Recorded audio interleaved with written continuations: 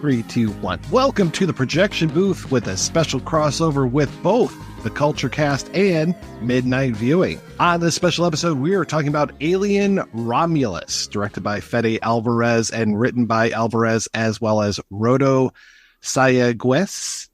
That's my best guess on that one. This is a sequel to Alien, a prequel to Aliens, prequel to Alien 3, prequel to Alien 4, 5, 6, and 7. There's all the alien stuff in here, which was pretty surprising for me.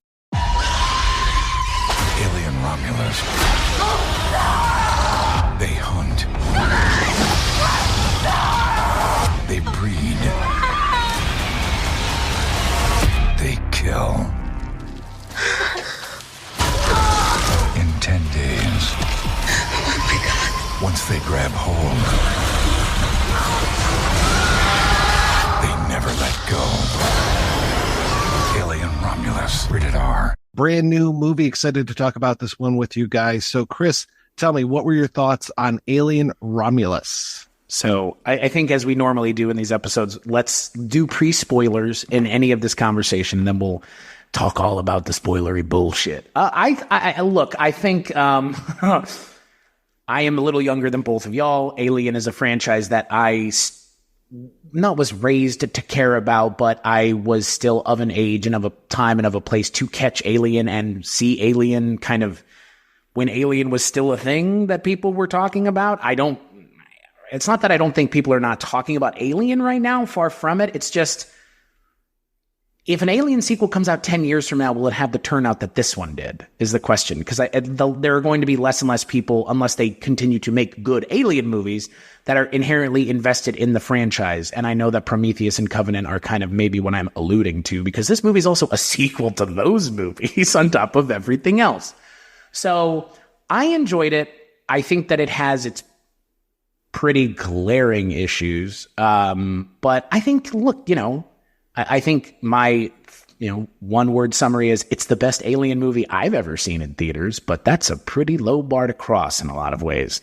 So, Father Malone, what about you?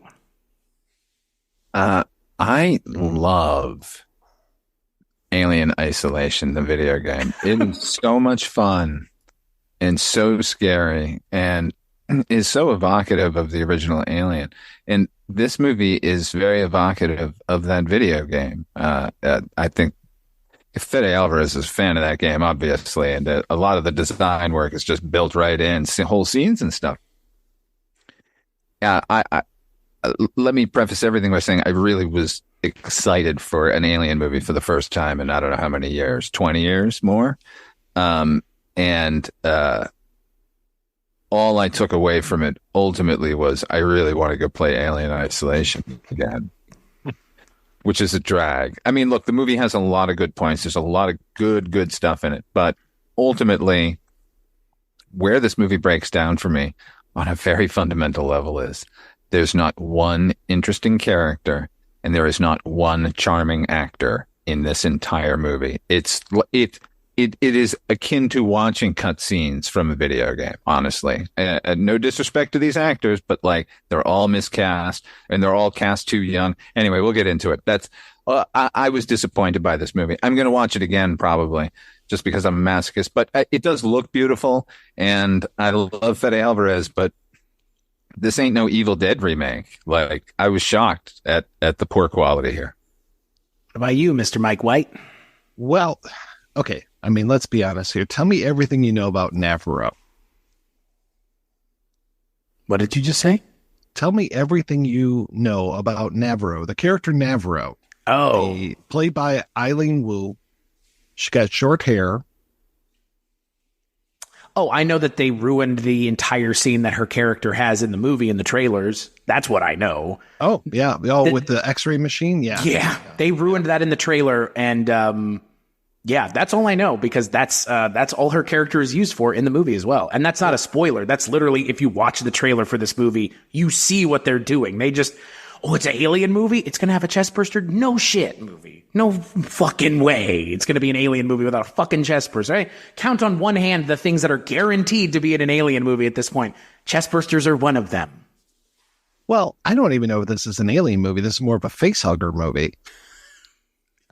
And that's all Yeah, pretty much. I mean, there's hundreds and hundreds of facehuggers in this movie, which is wild. It's like hundreds of beavers, but with facehuggers instead. But I would rather watch hundreds of beavers any day of the week over Alien Romulus. I really felt betrayed by this movie because it starts off very strong for me. I was really enjoying the scenes of Cailee Spaeny and David Jonsson. I think his portrayal of Andy, I really liked that portrayal. I don't know how he does that with his face, where he makes himself look sad and confused all the time. I was trying to do that, but I don't know. I don't think my forehead moves nearly as much, and I haven't even had my Botox this week. Yeah, it's so by the numbers after a while, and then just all of the fan service with all of the lines and just even the movie just starts off looking almost exactly like Aliens with the salvage ship, but instead of rescuing Ripley, they're rescuing the alien, which was very tough for me to see. I had no idea what was going on in the first little bit when they pulled in this thing. I'm like, is that an egg? What is it? And they're cutting through it. I'm just like, I don't know what this is. I was really having a hard time seeing things in this movie. It's so dimly lit, and there were times on the spaceship where I'm like, are there lights still operational? Can you turn on some lights? Because I'd really like to see that. Like even in the station on LV-426 where the colonists are all dead, there's a lot more lighting in that colony, even though it's completely desolated, than there is on this space station, which I don't understand again why it's called Alien Romulus, because the ship is the Romulus and the Remus. I'm just like, okay, I guess it's cool. I guess it sounds cool. So, and I think that's the whole motivator of this movie is it's cool. It's going to look cool. It's going to be cool. If we make this reference, let's make this reference. And yeah, I'm excited to talk about spoilers because there's one that happens, and that for me is the turning point of the movie. Oh, is that the one thing that we're just waiting with bated breath to talk about? Because it feels like someone just coming up to you at the playground and punching you in the face repeatedly and saying, this doesn't hurt at all, right? It's fine. You're fine. Everything's fine here. Like, Ian Holm as a... Okay, we're in spoiler territory. Yes, I think right? There's Jesus no Christ. Fucking way to avoid this shit at this point. But from here on out, spoilers, because yes. I think we could have danced around for a while. There's a lot going on in this movie that's troubling beyond the Ian Holm fucking cameo. Yeah, but the Ian Holm thing is like, it's the bridge too far for me. And it happened so early on in the movie, and it happened so frequently in the movie that, look, Peter Cushing in Rogue One was one thing, and it was literally one thing. There are two scenes, if that. Like, it was not. There were more than two scenes. Was it two? Okay. Oh God, that movie. I mean, that's what I said exactly when the credits started rolling. And by the way, folks, there's nothing after the end credits. Don't bother to wait around like I did. I took the bullet for you. As soon as the credits started to roll, I said, this was like Rogue One. And then Alien Romulus came in and said, oh, you think that looked horrific and just living in the uncanny valley? Well, here, hold my beer, because I'm going to make this worse than Princess Leia and Grand Moff Tarkin all in one with whatever the fuck they were doing with Ian Holm. Well, look, he's a robot. See, but like he's and an alien in the Alien universe, we always have to have a robot. Movie, you have a robot. David Jonsson is a robot. We don't need to see the ghoulish specter of Ian Holm dragged out and paraded around over and over and it's happened so much that he's not just a cameo. He's essentially the main villain of the movie, which again, that makes it more of a Prometheus movie than it makes it anything else, because Prometheus and Alien Covenant are pretty much just about the robots, which honestly, the dudes over Red Letter Media, I think, they kind of, really laid into Prometheus a long time ago. And I think Prometheus and Covenant are better movies than Romulus, because at least they're movies that are different. Oh no, I get it. I get that I am in the minority on this, but Alien Romulus, the fan service stuff that they did is more of an affront to me personally than the missteps and problems that Prometheus and Covenant are just making. And Prometheus less so than Covenant. But Prometheus is at least kind of a movie that's different than everything else. This is just Alien with some aliens a little bit of Alien 3 at the beginning, and then, oh, by the way, you guys like Resurrection? We're going to give you something that is resurrection levels of insanity in the last 10 minutes of this movie. Let me one up the wildest thing in Alien, in the entire Aliens franchise, with something so beyond that. That's another thing we're going to talk about, I'm sure. But Father Malone, I want to let you speak broadly about this, because, yeah, there's more than just the Ian Holm problem, obviously. But let me address the Ian Holm problem. I admired the daring in trying it.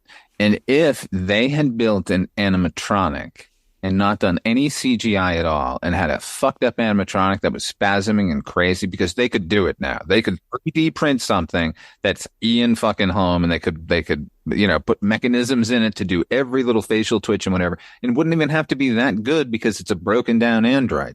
Had they pulled that off, I think I would have been okay. But because they kept doing photorealistic, deep fake Ian Holm, where again,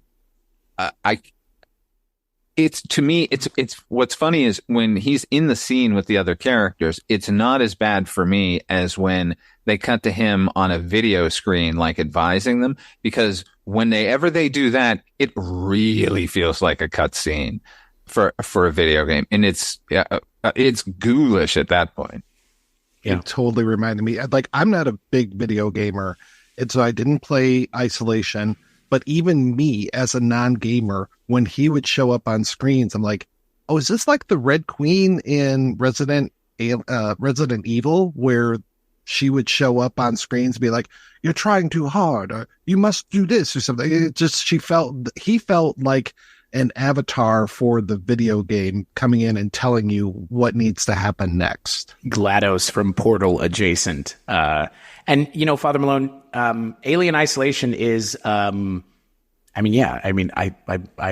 played it. You've played it. It's fucking amazing. Like, it, in a lot of ways, it is the sequel. Father Malone, you and I think I sent you a PlayStation over the pandemic, right? And so you sure did. Yeah. And so and some of this is like, well, yeah, like you were able to play some of that because like those things were like things that are not, it's not that they're not hard to get, but they're kind of a ways back in terms of the release cycle of stuff. But Alien Isolation is still the best sequel to Alien that's ever come out. Similarly to the way that that Ghostbusters video game that came out is the best sequel to Ghostbusters, because it's like, this is people making it that understand what the purpose of the original source material was, and they're building on it in a way that doesn't feel forced and it doesn't feel ham-fisted, because they have plenty of time it's so much easier to do fan service in a video game because you don't have to.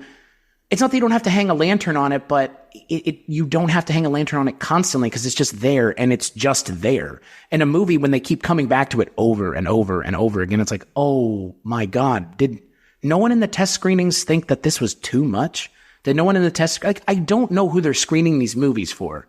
Because if they had screened this movie for you or I or anyone else who has a little bit of an issue with this AI deepfake stuff, they would have said, take this out of the movie, do something with this. Do anything but this, because it's so distracting and it gets in the way of the movie doing anything interesting or different, because like I just keep constantly being reminded of a better movie at every turn. Let me double down on my opening statement. The Ian Holm problem and the plot problems and the sort of too often reflecting the earlier better movies would have been softened had we had adults in roles here. Yeah. And had we had charming actors. I like Cailee Spaeny as well. I enjoy her work, but she is not Ellen Ripley, and they're kind of making her Ellen Ripley here, and it's a big mistake. Shouldering this movie on her is, I don't know, it's not a good idea. But then the entire cast, other than Andy the android, by the way, they break the cycle here. If you go through the Alien movies, the androids have been named alphabetically so far. There's Ash, and then Bishop, and then Call, and then David, and now Andy.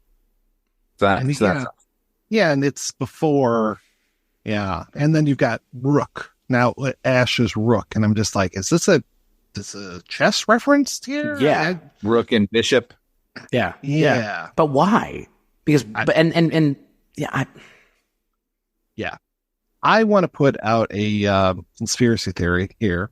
There was a contest that 20th Century Fox and a group called Tongal, Tongal, put together back in 2018 for a 40th anniversary of Alien. So in 2019, they released a series of 6 films that were written by fans, shot by fans, made by fans, I believe.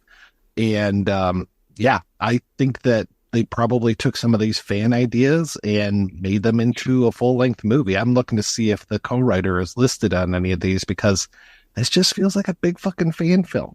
Just feels like, oh, well, we'll pay service to everything. We'll even mix in some of this Commandant Prometheus horseshit that we have with this black oil, which I saw in X-Files, 20 years ago. So how dare you bring up X-Files in this conversation? That's a much better usage of black oil than this could have ever begun to. But that's what they fucking copied there. Totally. I mean, as anyone who's watched the X-Files, wouldn't that happen in Prometheus? That's all I could think then. And now it's like, does anybody in this audience fucking care that they're connecting it to Prometheus? Like, you know who did? Ridley Scott. Right. They did that for him. I guarantee you, for those every Prometheus references will go, see, we're connecting it all, and it's like, okay, Ridley's happy, we can make the rest of our movie. But the problem is, Chris, as you said, that Alien Isolation video game is the best sequel to the Alien franchise that we never got. And why didn't they just make that? The Alien Isolation, the plot line in that is Amanda Ripley went looking for mom and ended up on this space station that is overrun with aliens, and you're playing as Amanda Ripley. Like, it's a natural. Yeah. I don't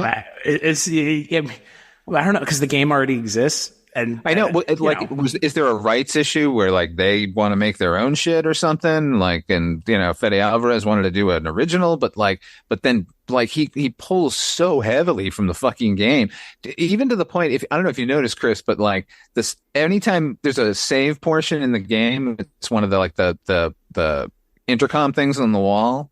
And every time you save the game, some shit's about to go down. And he does that in the movie. He'll close up the fucking intercom and then suddenly swarm of facehuggers. So he's drawing inspiration from the game anyway. Just make the game into the movie. I think it's because this whole thing of the Ghostbusters afterlife and the Star Wars Force Awakens of it all is like, this is the way these movies are made now, which is we got to have all this fan service nonsense that in the universe, why would he say, get away from her, you bitch? It makes no sense. It's this is not Deadpool and Wolverine. Like, what the fuck? You can't do that in this kind of movie. This movie's being played straight. This movie's being played straightforward. There's no fourth wall breaking. There's none of that. Why would he say that? That hasn't even happened yet. We're still 30 years removed from that happening, because this is only 20 years after Alien, which means it's still 37 years before Ripley gets found, because she's in space for 57 years. So did she say it because he said it? Like, I don't fucking understand. And, I prefer artificial person, that line makes sense. It makes perfect sense. Like, I get that entirely, because that makes more sense than get away from her, you bitch. But it's like, just with the Ian Holm of it all and everything else, like, fan service needs to have a point within the construct of the movie itself. Otherwise, it's just out there for the fans. And it's like, well, are you sacrificing telling an interesting story just to have bullshit on screen that's already been on screen before? Yes. And that's how you get Ghostbusters Afterlife with a CGI Harold Ramis running around. Like, I don't understand putting fan service before engaging storytelling, or, to your point, Father Malone, engaging in creative character development and character creation, because nobody but Andy in this movie is an interesting character, period. It's a Friday the 13th movie in the Alien universe. It's a bunch of teenagers going off to the scary place, and then, oh no, aliens. Yeah. No, I was thinking of Evil Dead, like you, the remake, which I am not a fan of. I thought that the second Evil Dead remake, however you want to put that in, which I thought was Fede Álvarez, but found out that it's not. I like that one. I thought that was actually pretty good, and was like, oh, well, this is really nice and gross. So when the one character who's pregnant that's all you need to know about her, because that's all she is just a pregnant person. I was like, all right, well, she somehow the alien is going to get in there, and we're going to have that moment like, Dawn of the Dead remake where the corpse baby comes out of the woman. We're going to get that somehow, or like an alien baby in this case. How are we going to do that? Because I'm just like trying to figure out what the alien life cycle and all this. That's where the black goo comes in. I'm just like, okay, that's how we're going to do that. Don't put that in your system. Okay, I won't. Put it right in. And then the alien life cycle, which I thought I was pretty familiar with. I guess I missed the wall vagina part. Didn't know that was a thing. You know what? I actually liked that. I thought that was so fucking Giger-like that, just because we haven't seen one of the life cycles doesn't mean it didn't exist. So, and these are like, ultimately, these are genetic clones. There's no queen here. These have all been harvested from the genetic contents of the original alien. The big chap. The big chap. That's Kane's son, the big chap. Okay, look, movie starts with a salvage ship finding the remains of the Nostromo. That's great, right? It's like Jaws 2 when they find the orca at the bottom. It's just like my favorite film in the Jurassic World franchise, Jurassic World Dominion. I'm fucking, or Fallen Kingdom, I'm joking. Because that's literally how Fallen Kingdom opens. They go to Jurassic World to get a dinosaur tooth, and then the entire movie is based off of that. Like, Legacy sequel box checked again. Like, it's not bad here, but they've done it a bunch of times. This is integral to the plot, at least. Right. Yeah, I agree. Except Ripley had escaped in the Narcissus and was so fucking far away from that thing when it exploded, and then shot the thing with a harpoon, and then blasted with the engine, which meant that alien was tumbling on through space forever and ever and ever. They were never going to find that. As much as I liked seeing him and thinking like, oh, all the villains in this are going to be from that guy from the original movie. Okay, that's kind of cool. And I did like the mirroring of Aliens in that case. Like a crew went out and found Ripley, but before that, a crew went out and found the alien because that's more important. Like, I like that plot-wise.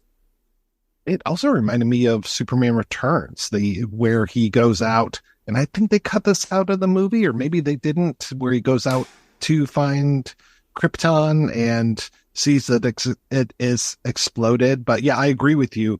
That alien corpse would have been so far away from the Nostromo. It doesn't make sense where it is.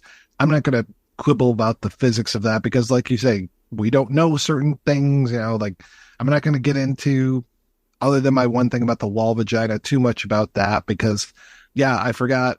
I remember Harry Dean Stanton, I think, picking up the skin of the first one in the first movie, and so we know that it sheds, we know that it grows. We never really see that middle part of its life cycle before it becomes a parent, before it becomes a real alien. And yeah, it's, for all intents and purposes, a male alien, so calling it a bitch doesn't really make a whole lot of sense. And there's none of that gravitas as far as Ripley protecting Newt and having this other mother who is threatening her, and this other mother who has destroyed this entire planet of LV-426 and all of these people that Ripley knows. I mean, God, how well written is Aliens that you care about characters like Drake and Apone and all of these guys in that intro, whereas with this one, yeah, bunch of dead meat teenagers who I don't know and I don't care to know, and they don't tell me anything about them. That one guy has a really heavy British accent. There's something in the water. It's in the water. No, shut the fuck up. How many times have I heard that in the trailers now? And speaking of fan service, would you guys like some cornbread? Don't mind my drinky bird. Yes. Like in the fucking opening scene. I was like, oh no. And we're not going to be doing this the whole time, are we, Fede? Oh, we are. Well, here's the thing, though. It's an interesting question. How much of the fan service is him, and how much of the fan service is just studio meddling? Is that a thing that we could say, like, oh, Disney wanted Ian Holm in the movie? Like, Disney wanted all that shit? Like, let me put it this way. Fede Álvarez made and wrote with Rodo Sagayas the Evil Dead remake, which your mileage is going to vary clearly between the three of us. It's a better movie than this movie, and it doesn't beat you over the head with the fucking fan service like this movie does. wonder if some of this is just the Disney of it all, which, boy, wouldn't that be fucking fun? Because I would echo Deadpool and Wolverine. That movie's problems, a lot of it comes from what I believe to be meddling of a studio that doesn't really understand what they have and never has, which is why they didn't own it up until the last couple of years. And now that they do, their meddling may be getting in the way of these things actually having a soul of their own, as opposed to feeling corporate-y and soulless, which is kind of the way Deadpool and Wolverine felt at times. And this feels really like that. This feels like a fan film with a massive budget. Like, you guys liked Alien, right? You liked Ian Holm. You liked Newborn and Resurrection. I don't know who liked the Newborn and Resurrection. I like Resurrection a lot. I mean, Resurrection's a fun movie. More. Yeah. You know, I think I like Resurrection to me is in all of the movies that we've been talking about, other than Aliens. I think that's one of my favorites. I mean, it's kind of Aliens-esque. Like it's pretty much just another Aliens, but with, space pirates as opposed to colonial marines. I'm with you. Like, I was being flippant about the Newborn, but the Newborn is actually like the first interesting thing they did in 3 movies, is what it felt like. Like, I mean, Aliens is great, but Aliens sets that standard. Alien 3 is Alien 3, and I don't want to draw the ire of the Alien 3 fan base. we know how excessive they can be with their love and hatred of people that do and don't like that movie. But just don't screw up when you're talking about it being puppets rather than CG. So yeah, sorry. Yeah. But Resurrection has an interesting, weird fucking thing at the end of it, like this movie does. It's just, it was done better in Resurrection, and here it's like a mix of, it's like mixing everything it's like going to a soda fountain and getting all the things in the cup and being like, this is going to taste good, right? It's like, no, it's going to be a lot. And none of this was really fine-tuned and calibrated to be in the same thing together. And that's apparent when Alien and Prometheus are existing on the same screen together, and one of those things definitely fucking doesn't feel like the other. That being everything from Prometheus. When they go into that lab, I was just like, oh God, here we go. This is where the movie does the thing, right? This is where they're going to do the thing with the Prometheus stuff. Yep. It's like, what? Telegraph everything, why don't you, movie, please? Well, there's nothing to telegraph because it's all just the greatest hits of the previous Alien movies. Right. I will say this. I liked the Newborn here better than I like it from Resurrection, just because I think it was creepier here and better executed, because the man in the suit in that thing, it's so poorly articulated, the Newborn in Resurrection. Like, I almost wish that had been CG instead. But there are some things that I like in this movie. I like that Newborn scene here. I like the even though that character is pregnant, she falls 2 stories to a point where I actually thought the character was dead when she fell that far. I went, oh man, that's tough that she died that way in an Alien movie. So I like that sequence. I like whenever they show the aliens doing intelligent things. Like, there's a scene where we first encounter the adult alien with that girl, where it's chasing her, and she wants to be let in through the airlock, and the android won't let it in because he can see the alien sitting there, because it wants them to open the door. And just moments like that are great. Like, I wish there had been a movie like that, a cat and mouse game with an alien, like instead of, like I said, the greatest hits of everything that came before. I also do like the 0G acid blood sequence. That was nice. That was a nice kind of showpiece that they had, and it was nice that they built it up earlier in the film, and I kept thinking, okay, that's going to come back later on, but I wasn't sure how they would have it. So when it was with the acid blood, I was like, okay, yeah, that works. And that's pretty nice. And the way that she uses the gun to propel herself around was pretty cool as well. And speaking of acid blood, I like their treatment of the acid blood. Each movie, it seems to dilute more and more what the acid will do. Like in the first film, like a drop of it like goes through 3 decks of their ship. They're worried it's going to breach the hull. And then, in each successive things, people are getting sprayed with it. And they're like, oh, I'll be okay. Just wipe it off. Like, no. And in here, it's corrosive as goddamn hell. I love that aspect of it. Yeah, Bill Paxton gets showered in a fair amount of it in Aliens, and he's fine. But Drake, on the other hand, gets a face full of it and is dead. Unequivocally dead. I think you mean Hicks, sir. Oh. Yeah, I want to go back to the thing about the characters because I watched Aliens last night, and that movie takes 45 minutes to get going. Okay. So good. I love it. I love the length. And when you're watching the director's cut, it's almost an hour before those aliens ever show up. And exactly. So that was the version I watched last night, the 2 and 2 hour and 34 minute version. And the movie spends so much time getting its legs underneath it to make sure that you care about everything that's about to be happening through the characters that they've introduced. Be it, the guy loading the missiles onto the ships, to the woman who's the pilot of the little aircraft carrier thing, or the little ship that goes down from the Sulaco, like all of that. They spend all the time and effort. And this movie is 2 hours long. And it does nothing with any of the characters. We've mentioned Cailee Spaeny. She's in a better movie. This is the best movie I've seen her in this year that she's been in. But that's not hard, given that the last thing that we talked about, the three of us, was it the last thing we talked about? Maybe 2 times ago, was Civil War. And she was in that. And she was completely underused in that movie, to the point of not that she didn't need to be in it, but she wasn't given much to do. And I think that's kind of the point in a lot of ways of that movie. Here, I think she's fine, but I think this movie does have a horror movie problem, which is there are characters on screen and they're going to die. You know that. You just don't know how many are going to be left at the end. And I think they picked the right number. I think this is again, 2 people, 1 human and one android or artificial person. But yeah, all the other characters are completely worthless. And I'm not saying the actors didn't do a good job.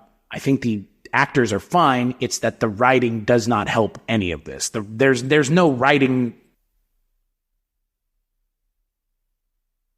It's not just any one thing. It's the writing. It's the performances. It's the choice to make them all fucking 20 years old. It's just, there's a lot going on there. I care about every member of the crew of the Nostromo. I care about every member of the crew of the Sulaco. Every fucking one of them. Yeah. We got to talk about those shares. Yeah. Yeah. Turns on the air, turns the air off. Yeah. It's surprising how little character development is in this movie, given that this movie is 2 hours long. But it does just feel like what we're given for a story is the fucking beginning of the movie Solo. Remember that? It's the same fucking beginning. We got to get off this horrid planet where we never see the sun. Wait, they're changing my credits. I have to stay another 7 years. Oh, woe is me. They have a ship. Leave. Yeah. Just leave. That was the thing I kept wondering about. I'm like, is the next closest planet really that far away? Is it really, 9 light year or 9 years in a cryo chamber away? Or can you just hop, skip, and a jump to someplace where you can see the sun and maybe there's another M-class planet around here? Right. Come on, guys. Well, you've got a spaceship on a planet, though, and they can leave. And they never explain why they don't. And that whole thing of them being on this mining planet, I'm just like, man, I'd rather be watching Outland. I really like that movie so much better than this. And yeah, I just, even with the Ian Holmes stuff versus the Grand Moff Tarkin, I was really reminded of just the unnecessary Rogue One. I mean, it's funny that Andor got his own show, because I was like, Andor, I barely remember that guy. He's nothing. He's got his robot companion, who I find to be more charming than him. And when they finally brought out a show of Andor, I was like, okay, this is great. Now I finally get to know this character, even though he's kind of the least interesting character in the entire show. It's really more Stellan Skarsgård's show for me.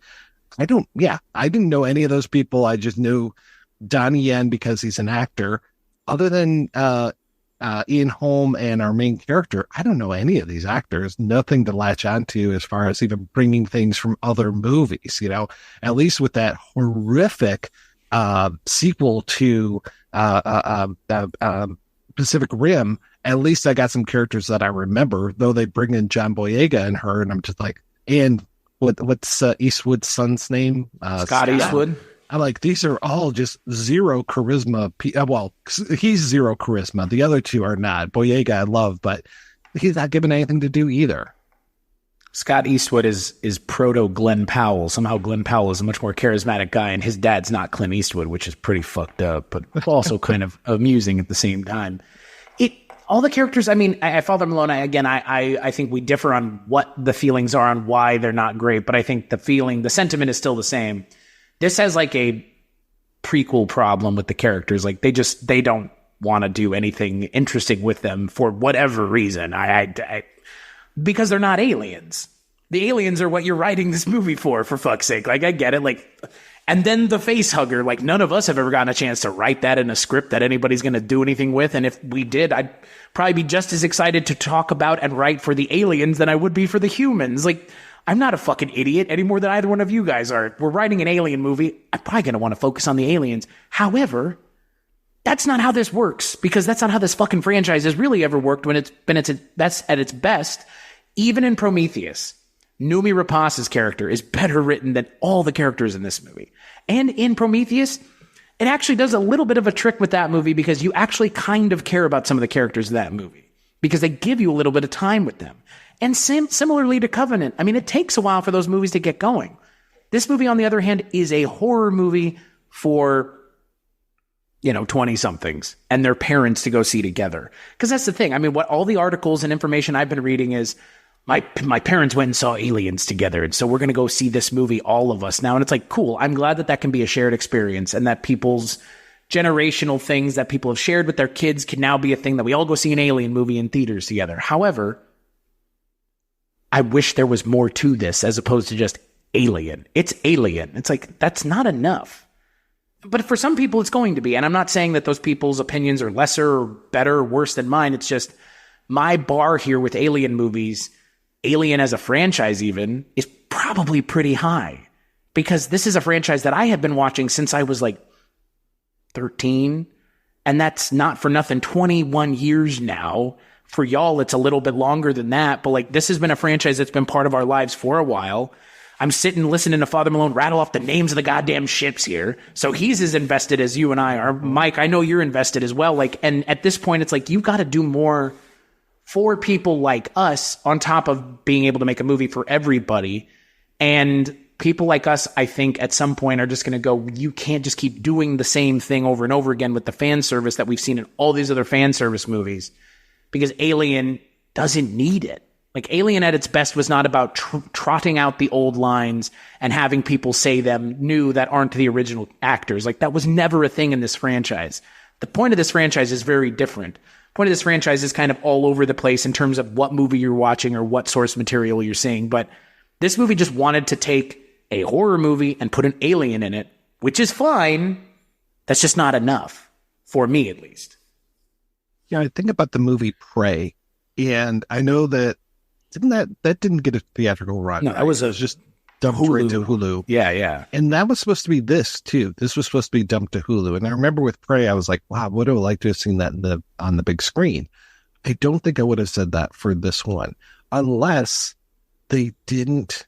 The thing that I liked about Prey was that they had like that little nod with the gun at the end. You're like, oh, that's the same gun that Danny Glover had in Predator 2. That's pretty cool. And of course, there's other like little hints of things, but way better than the Predator, where you got, oh, get to those choppers. And I'm just like, oh my God, like, this is so embarrassing. But had they taken this idea, because the first Alien is very much a horror movie with an alien in it, It conquered the earth type of thing, or what was the Terror Beyond Space or whatever it was. It's like, okay, cool. Yeah, that's great. Take it. But please, if you can remove the fan service, just have these guys running into another ship or like another alien, rather than this particular tie-in to Ripley and her story.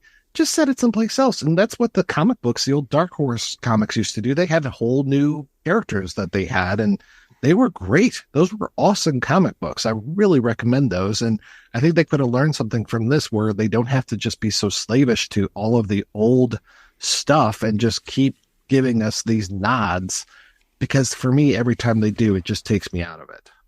They should just adapt those comics into a fucking series already. Or the books, or the fucking multitude of books that they've written. All the you can go to Half Price Books right now and pick up 5 or 6 Alien books for 50 cents that are better written than this movie is. And I get it. It's a 200-page book, and it's not a 2-hour movie, and all the time, blah, blah, blah. You know what? That's not a fucking excuse, because we have mentioned already Alien and Aliens and even Prometheus actually do some character development that's worth talking about.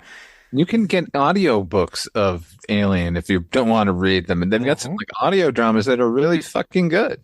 Yeah. Alien is a franchise that has so much extended universe material that's still canon until Disney doesn't want it to be anymore, probably at this point. Like, there's so much that they could have drawn from that they just were like, nope, Alien and Aliens, that's it. And like the Alien base movies, like nobody has read Alien, whatever the fuck X, Y, and Z book. Just rip that off. Even to your point, Father, like Isolation's, you would have thought enough removed. And clearly in a lot of ways it is from the mainstream to rip that off without getting lambasted for it in every review for the movie. You know what would be a good link between Alien and Aliens? Ellen Ripley's daughter trying to find her. Weird. Yeah. The thing so I had a real problem with Alien 3 and the idea of, and this was more in the scripts that were rejected for Alien 3, but it still ended up being an Alien 3. This whole idea of if an alien gestates in something that's not a human, it takes on the properties of that creature, which to me just doesn't make any sense. It's that whole idea of like, if an alien embeds a baby inside of a rhino, it's going to come out with like armor plating and a horn. And like, that just doesn't make sense as far as the DNA of the alien itself. It kind of sells cool Kenner toys, Mike. It does, but it kind of makes sense with the black goo, with the black oil. Like that kind of makes sense. But where is that mouse alien in this movie? That's what I was waiting for. Once you see that mouse explode in that video footage, I'm waiting for that mouse alien to come out. Yeah, where was it? It was just what we got was like a cocoon kind of a thing, and then no payoff. And then we get another cocoon later saying, if there you see a cocoon, there's something in there. It's coming for you. Yeah. Well, and again, the Prometheus of it all, we have a direct homage to Prometheus with the pregnant woman at the end of the movie, because I've got to assume that's what they're referencing with her laying the alien egg, which is very similar to what happens to Noomi Rapace in the third act of that movie, where she has the emergency C-section and she has the thing taken out of her and it's wiggling on the arm. Like, it's just that again. Like, even the thing in this movie that kind of feels somewhat unique and original is ultimately a poor facsimile of a thing you've already done elsewhere. Two movies ago even. Not 3, not Alien, 2 goddamn movies ago. And how do I know this? Because Ridley Scott directed the goddamn thing. Like, and he produced the fucking movie. Like, and to your point, Bob, this is all, if it's not Fox meddling, it's Ridley Scott going, I'm producing this, so you better have this shit in here. Oh, it absolutely is. Because I haven't said anything about Prometheus or that other fucking Covenant. What was it? Alien Covenant. You're right. Covenant, yeah. I fucking hate those movies. Like, I hate this whole... what I love about the aliens, and I will continue to ignore those movies, I love the idea that we don't know where they're from. There's a planet of them somewhere, and they are the apex predator of the universe, and don't go there. And all of the Lovecraftian kind of connotations involved with them. And instead, Ridley Scott's like, no, I'm going to do this like bullshit 1960s concept of space seeding, like chariots of the gods, man. Like, that's what you came up with. And by the way, you didn't really come up with it either, by the way. You didn't come up with a fucking thing. You did. No, he didn't come up with any of that. He didn't come up with anything for Alien either. He directed the one movie. Like, why is he charting the course for the rest of these films, and why is he charting their mythology? He's a fucking hired gun, man. He was a fucking shoe salesman before this. Dan O'Bannon is turning over in his grave, baby. No, Dan O'Bannon is going, where's my check, motherfucker? Yeah, that's on point for Mr. O'Bannon. But it was nice seeing his name on screen. Oh, yeah, always is. Yeah, always is. But at the same time, I could just sit and think to myself, like, what would he think about this movie? Because like him and Ron Shusett really nailed it with that first movie. So hardcore. And then to watch this movie just kind of, again, succeed in what it could succeed at, but ultimately, in my mind, flail a lot of the time, because some of the things that happen in this movie are flailing in a way that's like flailing upward for people, clearly, because I would say that I might be the most positive of the three of us on the movie, but we are in a minority here of finding this movie to be not as great, because most everybody I've talked to and or seen online is like, enjoyed this movie a lot more than either three of us did, which is not surprising. But at the same time, I wonder the amount of experience and exposure and yearning and wanting that people who have seen these movies, even within the mainstream media and critics, are watching it and have a frame of reference for the other things outside of just, I saw Aliens once and I know that line is in Aliens. I mean, this universe, like to your point, Father Malone, this world that was created is so deep and interesting, and it doesn't need to be like the parts of it that are deep and interesting are not the parts that need to be explained. Those are the things that I like. To your point, I never asked where the fuck did the alien come from? Why does anyone care? It's the whole prequelization of shit thanks to George Lucas and friends and Indiana Jones, The Last Crusade. Like, oh, how did Harrison Ford get that scar on his chin? How did he get his hat? How did he get his whip? Like, that's 10 minutes of that movie. And that's the perfect prequel version of anything I think I've ever seen, because it's connected to a movie. It's not the whole goddamn movie. And that's this entire movie is just more of like, where did the alien come from? It's weird that I haven't fucking cared this whole time movie. I didn't really care. I mean, Prometheus and Covenant, the parts of those movies that I have enjoyed are Michael Fassbender's performance, because he's great in those movies. Like, that's really not up for debate in terms of those movies. That's the quality at the center of those movies, is his performance and the way he interacts with the other people. But the alien of it all in those movies is like, I didn't want to know where Hannibal Lecter came from. I don't want to know Darth Vader's backstory. I don't want to know any of this shit, because it doesn't fucking matter. And for the longest time, nobody else thought it did either. Do you like Boba Fett? Well, I'm going to show you where Boba Fett came from. He was a little kid and his father died and he was really sad. Such a cool idea for a movie. Please put that I in always my Star Wars loved all the movie. mystery of the space jockey and the eggs. And was he transporting them? Like, was he trying to get rid of them? Like, who set up that beacon? Was it him? Who is that guy? Is he an elephant? Yeah, exactly. Like, it's just mystery upon mystery. And like, I'm fucking totally cool with that. How does a rook work without that thing that they give to Andy? That's a good question that they probably don't have an answer for. Space magic. I like that whole transformation of Andy when they put that new chip in, and I like when he looks up at the sky and his eyes go white and his hands are trembling, and I'm just like, that's a really cool moment for me. There are some good moments in this, but otherwise, I mean, does it say tilt on his eyeballs when it goes up as well? That's what it reminded me of.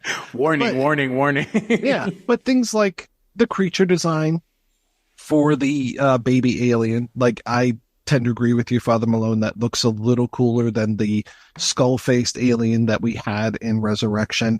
It reminds me a lot of the aliens that were in Close Encounters of the Third Kind, like that last wave of them that come out that are so tall and spindly.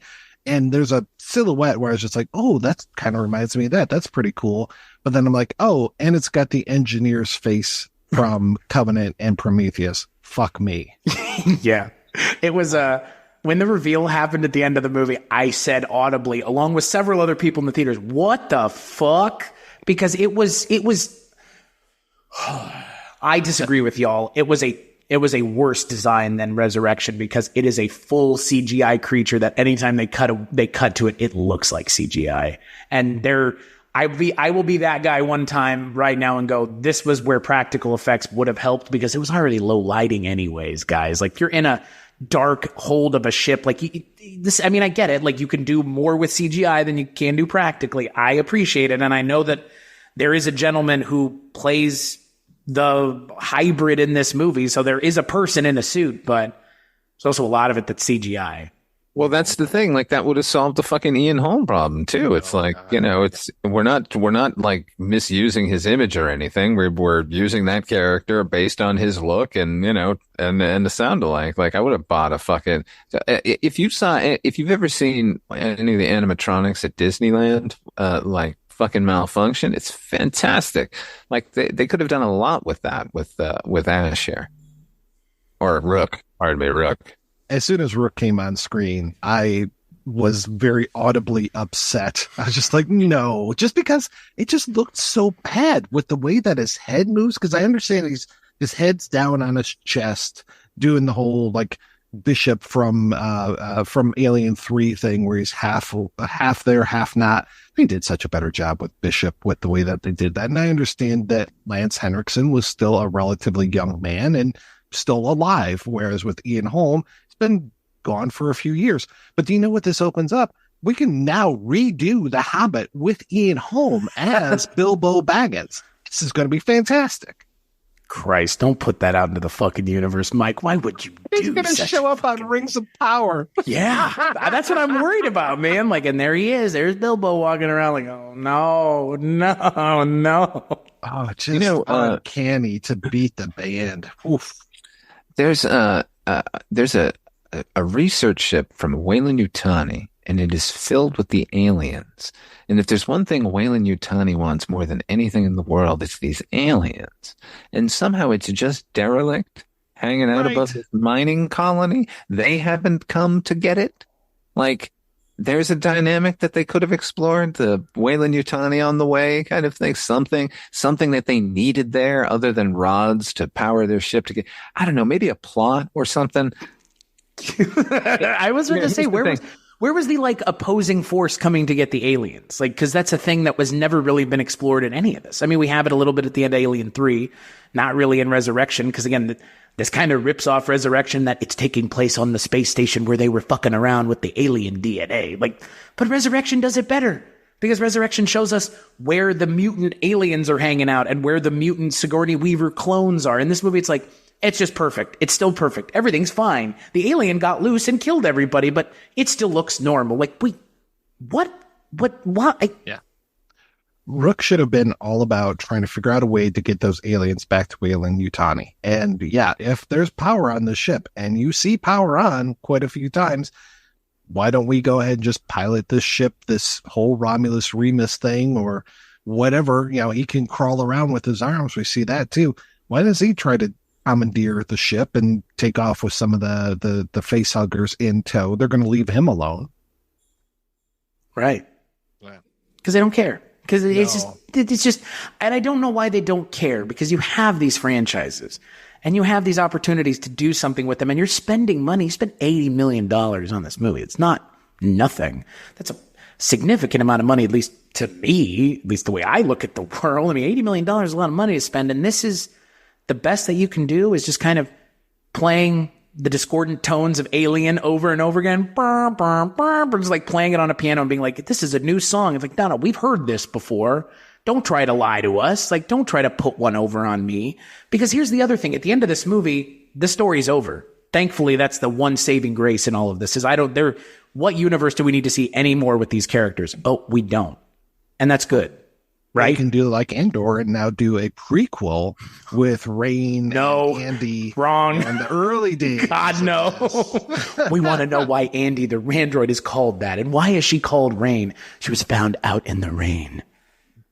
I mean, the whole idea of them living on this shithole planet and just being stuck in this, never-ending cycle and trying to break away from this. I mean, this is stuff I can relate to as an American. I'm like, okay, I get this whole thing. We're going to keep moving the goalposts on you. Pretty soon they're going to raise the fucking retirement age and they're going to change this rule and that rule. And it's just like, okay, I get it. And I get this so well. But then once they make the decision, like, oh, there's a ship up there. We're going to go up to the ship. It's like, okay, cool. Boom. 5 minutes later, we're off, and that's it. And they just take off. And like you said, it's like, okay, go someplace else then. Like, I don't get why you're so stuck on going to this space station. Okay, great. If it doesn't work out with these cryo tubes, you know what? They got enough power for 3 years. Let's go someplace that's 3 years close. That's not what the script allowed them to do. I know. I'm not being a horrible person. That's not how the script was written, Mike. Someone said, let's just make this Alien again. Let's just have them on a space station and have aliens running around. And the scariest part of the movie being the facehuggers. Because that is, I mean, the most compelling part of this movie is that sequence that was in the trailer where they're in the cryo room and there are, quote, something in the water. And those things are the facehuggers. And that is the best scene in this entire movie. It really is. Like, it's compelling. It's different. There are some stakes. There are some components going on because there's the android in there who's rebooting. And then there's the two other guys whose names you couldn't get me to remember even if I tried. And on top of everything else, let's mention something else, something we haven't really talked about. I mean, we kind of alluded to it, that the characters are fodder. Are there any good death scenes in this movie even? with the usage of the way the aliens work, other than, is the chest burster scene in this movie good, is kind of the question I want to ask, because I don't think it is. I mean, they showed the entire thing in the trailer, and the only thing they didn't show in the trailer is the shot of the alien popping out of her chest, and then when you see it, it's thoroughly underwhelming in a way that I was not expecting, given the guy who directed this fucking movie and wrote it is the guy who had blood blood raining from the skies like it's a fucking Slayer song in Evil Dead, okay? And this is just like a little just patch of the alien popping out. Like, what in the fuck, man? For real. It's a waste of time, because then when we have the alien doing alien things, there's not a big enough cast to see people getting fucking eviscerated anyways. And so we get a quick shot of one of the two guys getting murdered by an alien, and it's like the movie's rated PG-13, and it doesn't even want to show you what's happening with any amount of like detail, which again, not saying I need to see guys' heads exploding or anything, but the movie's rated R. So you're clearly aware that you can do essentially whatever the fuck you want. You're not. So I just don't understand why you're not, is probably what I'm getting at. Here's how excited for the movie I was. I avoided every trailer. I somehow managed to avoid every piece of media. So with the X-ray thing, when she first picks it up, I was like, wow, that's cool. Well, that's a cool piece of tech.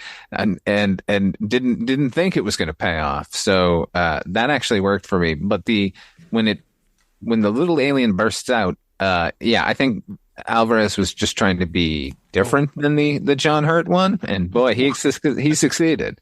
Wow, talk about phallic! Holy shit, that was the most phallic chest burster I've ever seen in my life. I know there's basically a foreskin on a chest burster, but you get to see that. You get to see the blue veins. I'm just like, wow, okay, we're just not hiding it anymore. No, I like why should we? I like to make everything phallic. Thanks, HR. But I will say about that chest burster scene, I like the dynamics of what was going on in it with the shuttle and then slowly crashing. In fact, one thing I really liked in the movie was all of the space stuff, all of the ships and it all felt heavy, like there was gravity to it all, and it all felt very realistic and very of that universe. So I think they succeeded 100% there, and including in that sequence. The influence of Ron Cobb still looms large in this franchise, thank God, because they're while they may not be kit bashing anymore with the ways that they're designing things, they're kit bashing in 3D rendering, because everything feels. That's the thing about this movie, like everything feels proper Alien. Like, everything really does. Like, everything looks like Alien, feels like Alien. It's just poorly executed. But it's a beautiful movie. I mean, unfortunately. But again, that's not much of a fucking bar anymore.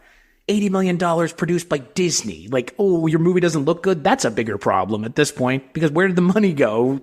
At least if we can see the visual effects look pretty good, the set design looks pretty great, the production design and the costume design is great. Like, okay, I can concede that there's a fair amount of money going into that. But I mean, again, a movie looking nice in 2024 that's a big budget studio movie. I mean, I'm sure Borderlands looked fine. Clearly wasn't a good movie in execution, but I'm sure it looked fine. But again, low bars to cross. I will. Here's the other thing I liked, and this is sort of tying back into what I said earlier about showing the aliens and how intelligent they are. There's a scene where the android has given each of the characters new pulse rifles. These are before the pulse rifles that the Colonial Marines will have 50 years from now. So now nerds have a whole new model they have to go 3D print. But anyway, he gives them the guns and tells them don't use them because they have acid blood and it'll kill us all. And they say, why do you give them to us? And he says, well, I think they'll think that it is a deterrent. And it is. So that one scene where there's like a group of full-grown aliens coming around the corner, climbing on the wall, and she holds up the gun and they all pause. That scene, somehow, the image of them like pausing and waiting and I don't know, I thought that was really evocative, like really worthy of the rest of the series of movies. Like the things with the actual adult alien in this movie, like I've knocked my socks off. It's just everything else hanging on it is bad. But I will say this, Chris, I think I did like this movie more than you because I will never watch Prometheus or Covenant again. I will watch this again for at least for what we were just talking about, the production design and like spending 2 hours in this world. Like I will watch it again. I mean, I can't argue that. Yeah, I think the performance that Annie gives is enough to possibly bring me back. And there's a few things. I thought it was interesting that we're trying to fight aliens with cold rather than fire, which again takes me back to Alien Resurrection with the that little Brad Dourif machine that he's got where it sprays them with the cold stuff. And then when she tries to use it again later on, it doesn't work. I'm like, okay, all right, great. I thought we were going to have, instead of flamethrowers, we're going to have ice throwers or, cryo fuel, which apparently is very cold. So I was like, all right, great. But in space, no one can hear you. At all.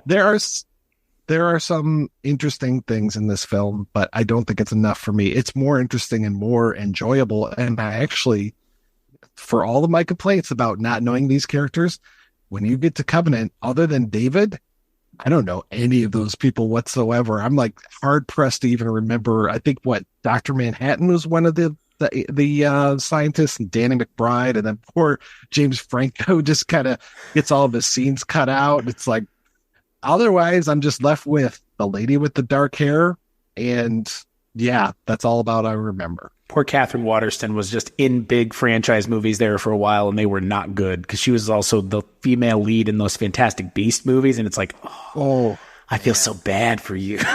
Sam Waterston's daughter is just she's like the female Idris Elba. It's like, can you be in something good that's a big budget thing as opposed to just being good in all the non-big budget stuff you're in? Because we want to love you. Yeah. Stop picking these franchises. What is wrong with you?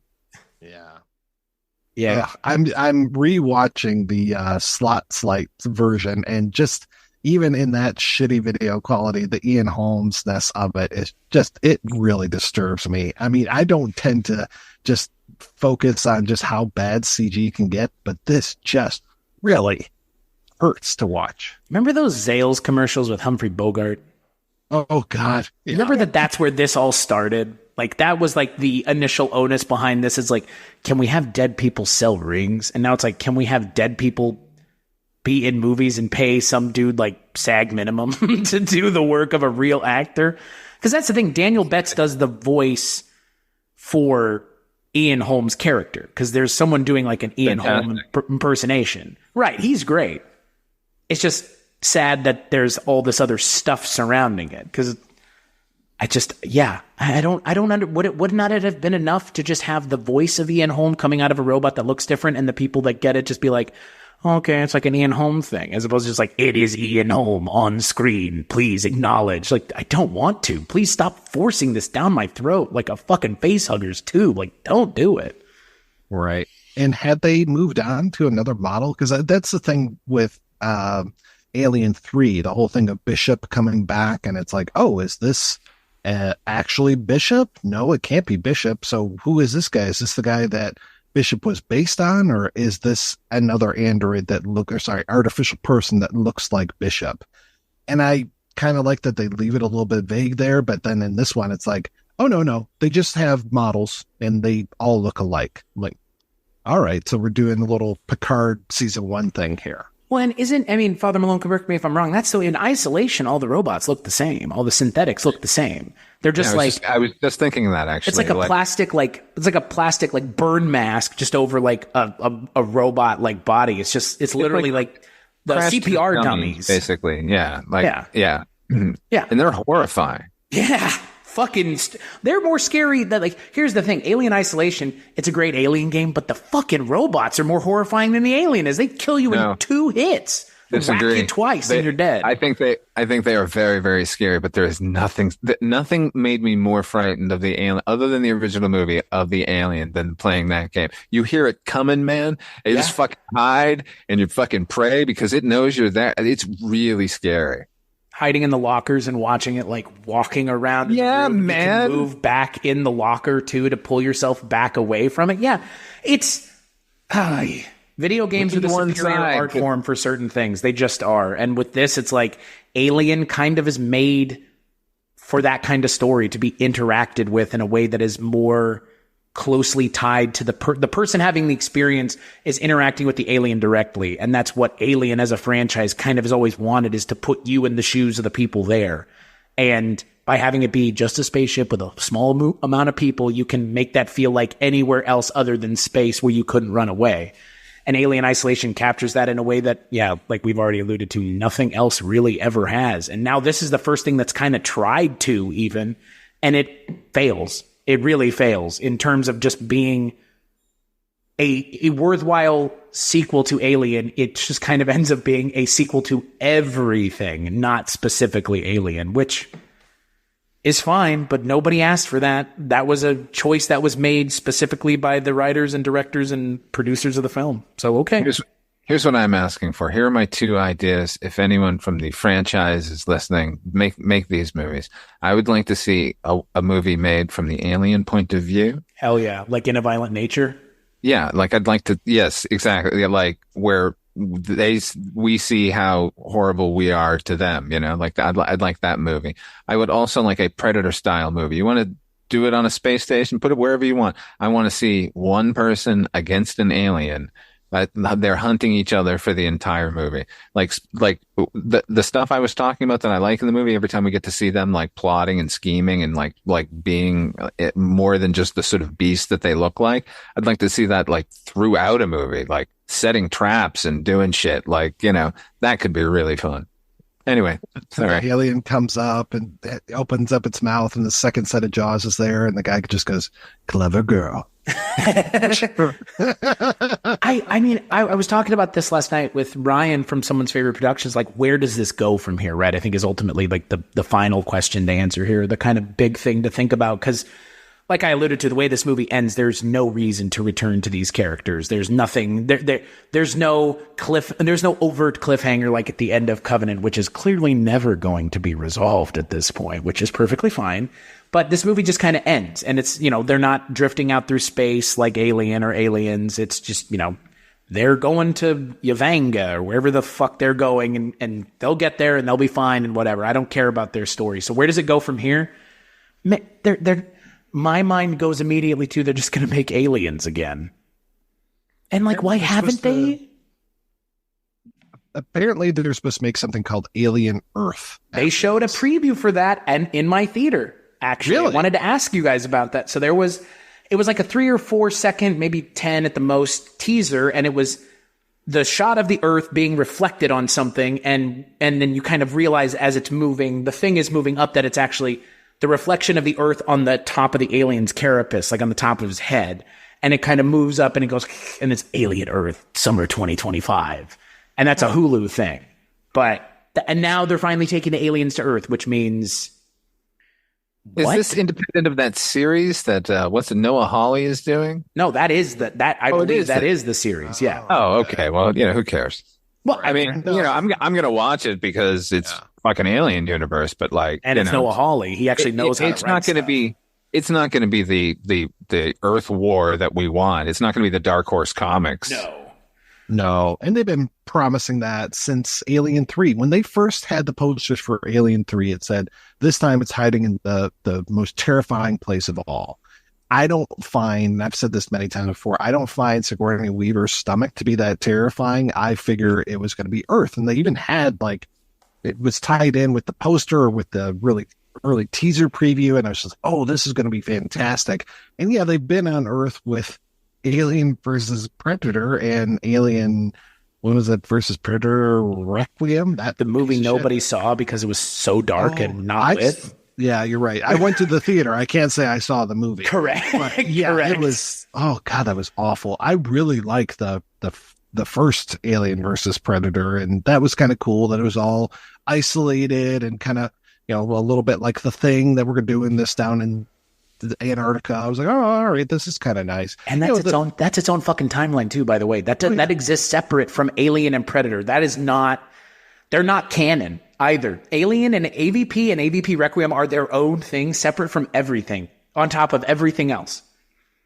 And I'm okay with that. Yeah. And I'm really, the thing that was getting me was this whole, we need to explain what Weyland and Yutani are, and that we have like, oh, Mr. Weyland's joining us. Oh, bring that box to Mr. Yutani. I was like, I don't give a shit, guys. Just get the fuck on with it. Yeah. Yeah.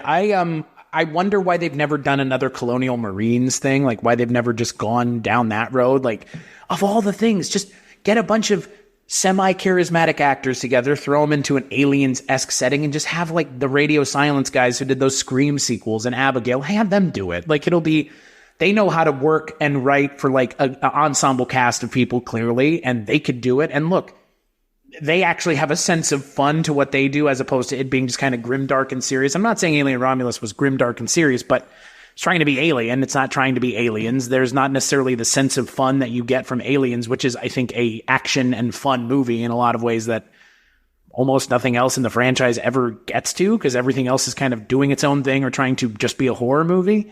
I think that that's where this needs to go. Like, take that and just do the Aliens thing again. Why not? What's the worst that could happen? You get a entertaining action movie with semi-charismatic actors or really charismatic actors fighting aliens for 2 hours. I mean, it worked for James Cameron. You're telling me someone hasn't thought in the last 40 years to just do that again? I don't get it. I mean, I like Alien, but why do we need to redo Alien? Why not just redo Aliens? Is there not more room with that to do more? No? Like, okay, we'll just have them shooting aliens a little bit in this movie. That's evocative of Aliens. I mean, not really, but in the scheme of this movie versus Alien, yes, they have guns in this movie.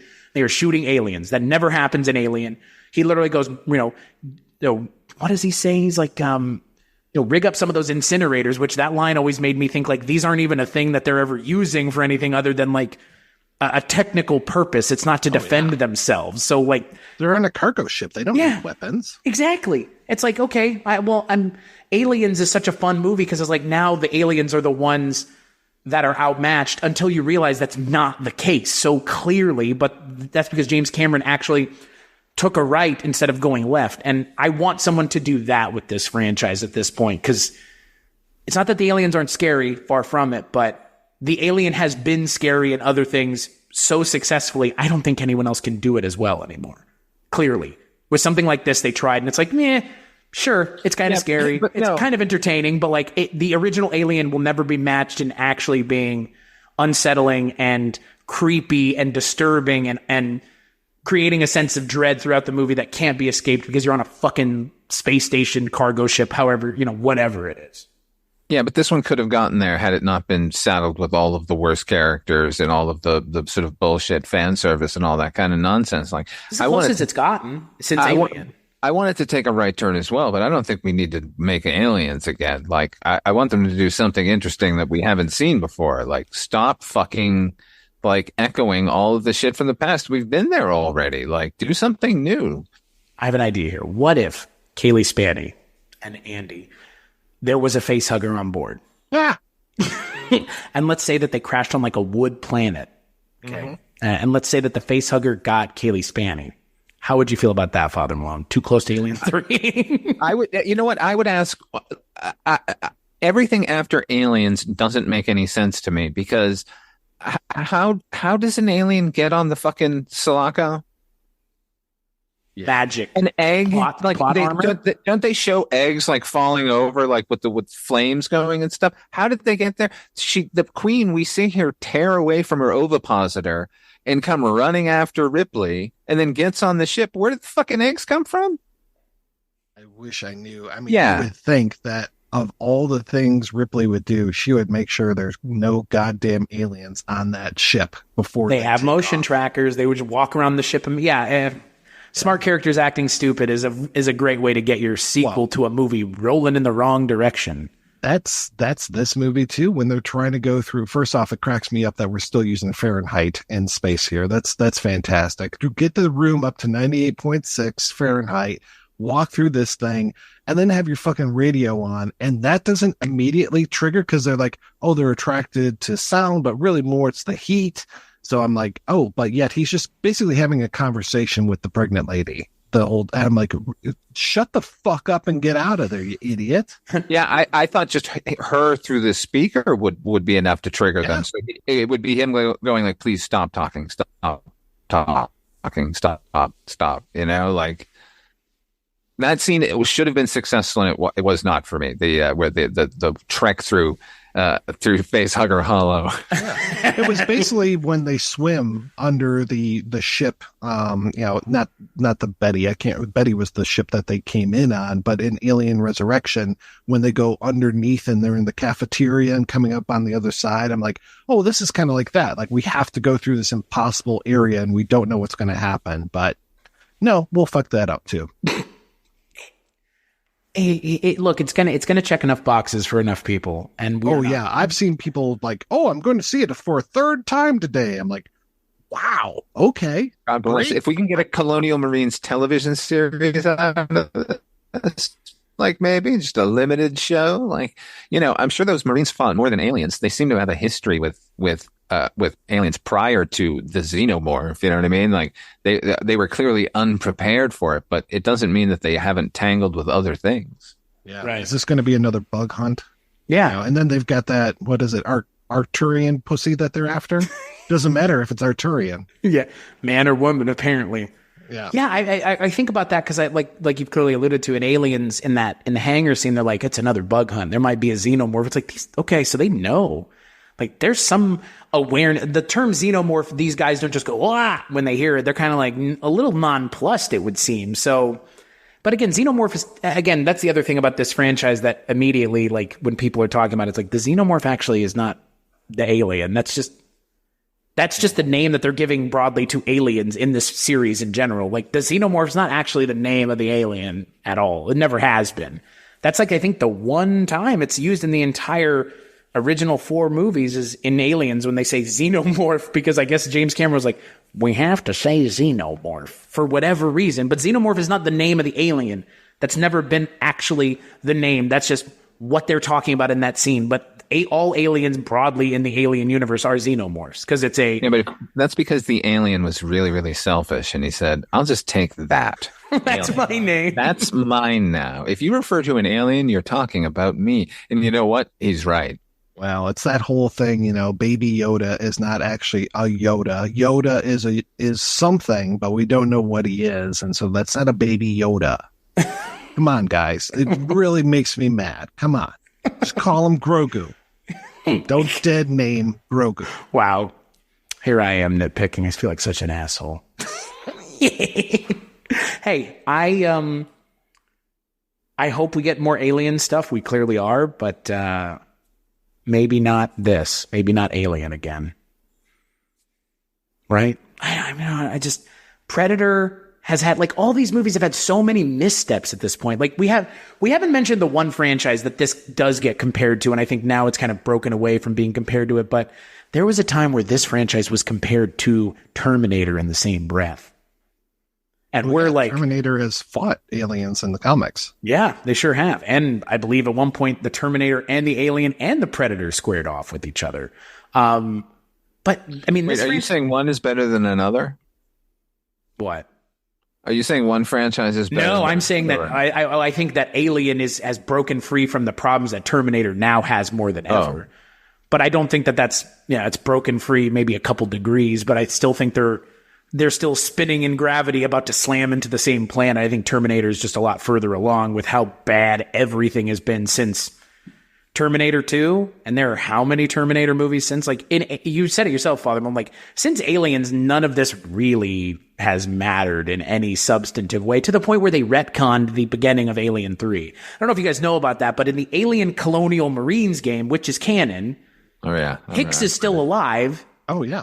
Yeah, like that's it. Like, yeah, of course. In the comic books, Hicks and Newt are still alive. Yeah, yeah. And it's like, oh, you mean the characters from Aliens, the second best movie in this franchise, they didn't deserve to die off screen? Really? Yeah, that is all such Hill and Geiler stuff. I mean, Walter Hill. I love a lot of his work, but him and Aliens do not go together well. Like while I was doing my research on Alien 3, every bad decision was coming right from those two. Geiler is such a fucking dick. And he tried so hard to make sure Dan O'Bannon didn't get a fucking credit. And every time I see him on those documentaries that I watch every now and then about this franchise, it makes me so angry that they gave him any amount of screen time and he could just sit there and talk about this franchise like he has anything to do with it other than being a fucking parasitic fish on the side of a shark or whale just hanging on while everybody else is going for a ride.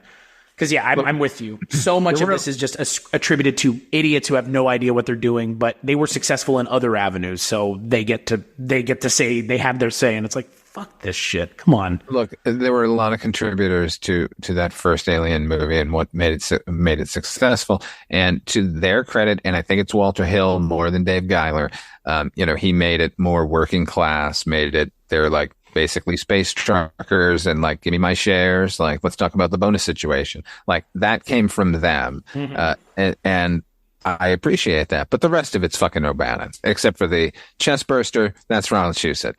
And so but then the next movie is a singular vision because Cameron writes and directs it. And then everything after that is just stumbling and falling down because nobody has shown up and gone, here's what the movie needs to be. And them saying, okay, go ahead and do that. It's all by committee now. So,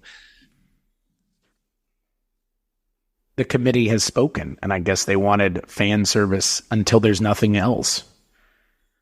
I don't know. Cornbread? If she don't like the cornbread either. No, me either. None of us do. God, but that dipper bird, guys. I'm glad I saw it again in this series. I was wondering where it was this whole time. I think it's worth a watch. I don't think you should go out to theaters and see it, but it's no worse than a couple of the other Alien movies. What's been passing for Alien movies, in my estimation, of late. Hey, I would say when it shows up on Hulu, go ahead and watch it the way that it was intended to be watched. That's horrible. Watch it dumped on Hulu where it deserved to be.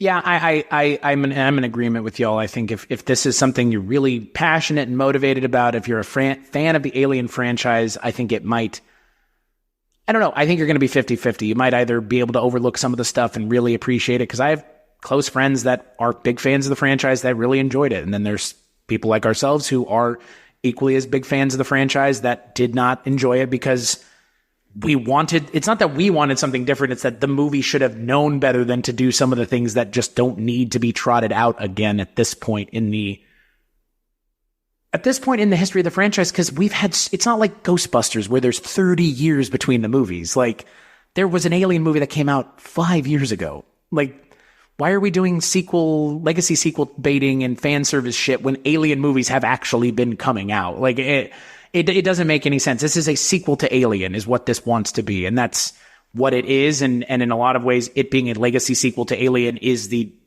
big overriding problem with this movie. If it had not been an Alien legacy sequel, I think we would have enjoyed this movie a lot more because it would have been giving itself a lot more room to do interesting things with. And instead it just wants to be an Alien sequel, which is fine. I didn't want that.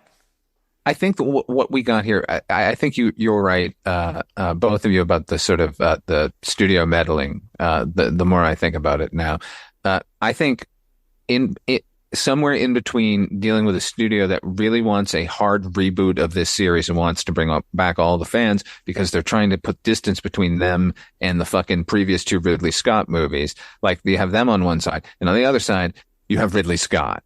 So like, how do you satisfy both those masters? And like, in that line, this is a tremendous success. But I would like to have seen what Fede Álvarez would have done without any fealty to either side. Just take the characters, take the alien, and then do whatever the hell you want with it. I want to see that movie very, very much. That's called 2014's Evil Dead.